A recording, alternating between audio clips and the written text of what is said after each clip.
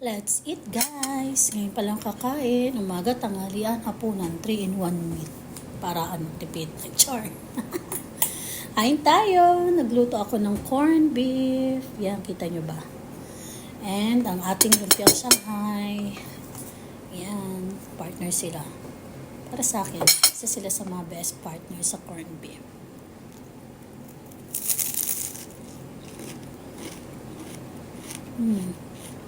Sarap.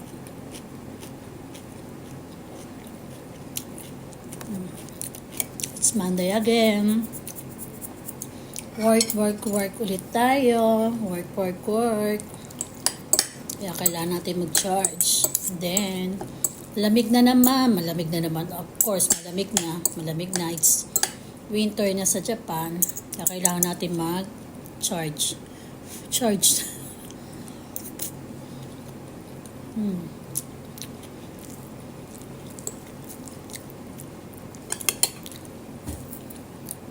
Kain tayo.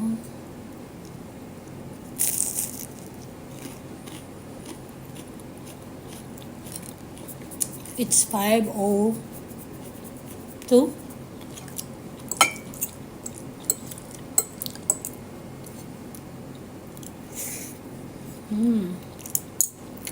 Medyo lata yung pagkasain ko.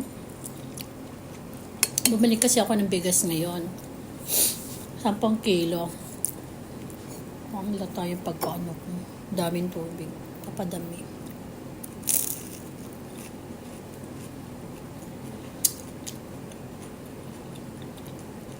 Again, it's my first meal. Bisibisihan ng peg. Monday.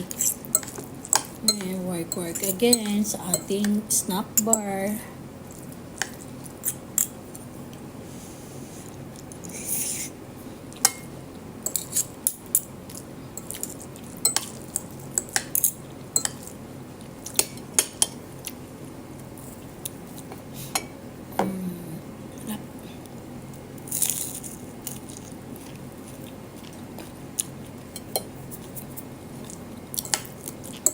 Parang yung corned beef, may herbs siyang kasama. Hindi kasi ito yung ano yan, na preserve na corned beef na super tagal. Yung nakaraang pinuntahan namin last 2 weeks ago sa Yamanashi.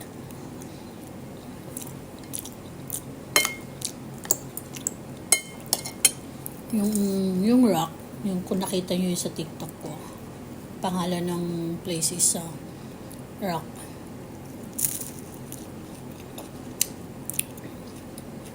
May mga homemade burgers sila, corned beef, bumili kami.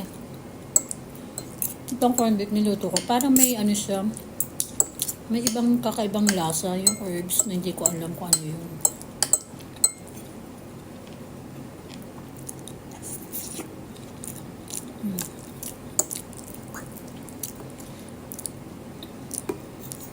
Parang may spunk siya na ano, ewan.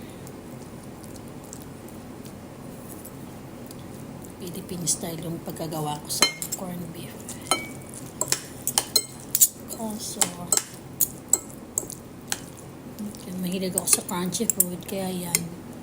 Gluto ulit ako ng lumpiang Shanghai. Last na yan. Since nung nakaraang gawa ko, last na. Paubos na yung lumpiang Shanghai. Hindi pala paubos. Ubos na. Ito na.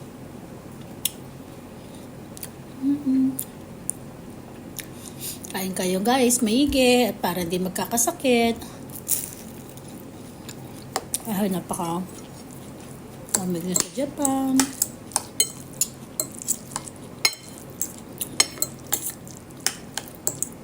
Always remember, bawal magkasakit, lalo na tayo mga nandito sa ibang bansa. Ang ekonomiya. Ikupit yung nalalasahan ko dito sa corned beef na to. Kakaasa. Sayang. Well guys, have a good blessed weekend. Weekend. Naguluhan ako bigla.